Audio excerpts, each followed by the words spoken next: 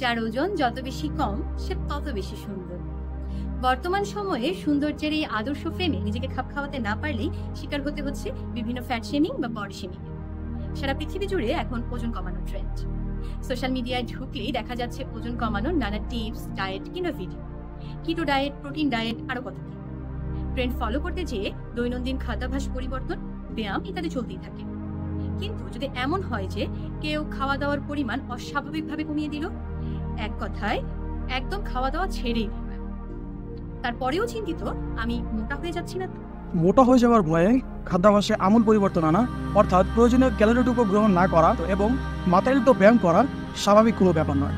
এটি একটি মানসিক রোগ যার নাম অ্যানোরেক্সিয়া নার্ভোসা। এই অ্যানোরেক্সিয়া আক্রান্ত এক শিশুর গল্প বলি। সে ঢাকার নাম করা ইংলিশ মিডিয়াম স্কুলে পড়ে। ফ্রেন্ডদের বডি শেমিং তাকে এতটাই প্রভাবিত করেছিল যে সে লকডাউনের সময় ডায়েট করার সিদ্ধান্ত নেয় এবং এক পর্যায়ে সে খাবারের রুচি হারিয়ে ফেলে, সাথে আক্রান্ত হয় আরও অনেক রোগে।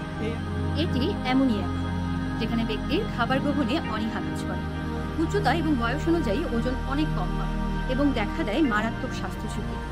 দৈহিক অবয়ব নিয়ে চিন্তিত হবার প্রবণতা কৈশোরেই সকলের মাঝে বেশি দেখা যায় এবং এই রোগ সাধারণত ওই বয়সেই শুরু হয়।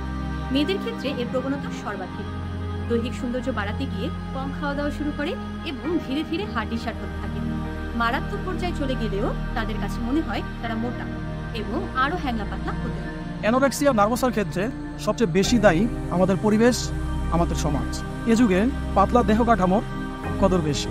সোশ্যাল মিডিয়া এবং টিভিতে স্বাস্থ্য সচেতনতায় খাদ্যাভ্যাসের গুরুত্বকে এতটাই বড় করে দেখানো হয় এবং কম খাওয়াকে উৎসাহিত করে দেখানো হয় যেন সকলেই রেস্ট্রিক্টেড ডায়েট ফলো করে। এছাড়াও পেশাগত ক্ষেত্রে পাতলাকরণের গ্রহণযোগ্যতা বেশি, আর স্কুল, কলেজ, বন্ধু বান্ধব কিংবা আত্মীয় স্বজনের চাপ তো আছে, যেই এই রোগের অন্যতম কারণ হিসেবে কাজ করে। তাছাড়া অতিরিক্ত উদ্বেগ, হতাশা এবং একাকিত্বের কারণে অ্যানোরেক্সিয়া নার্ভোসা দেখা দেয়। যার লক্ষণ হিসেবে আমরা দেখতে পাই তীব্র মাত্রায় খাবারের প্রতি অনীহা, অতিরিক্ত মাত্রায় চুল পড়া, দেহের বর্ণ ফ্যাকাশে হয়ে যাওয়া এবং সব সময় শীত অনুভূত হওয়া।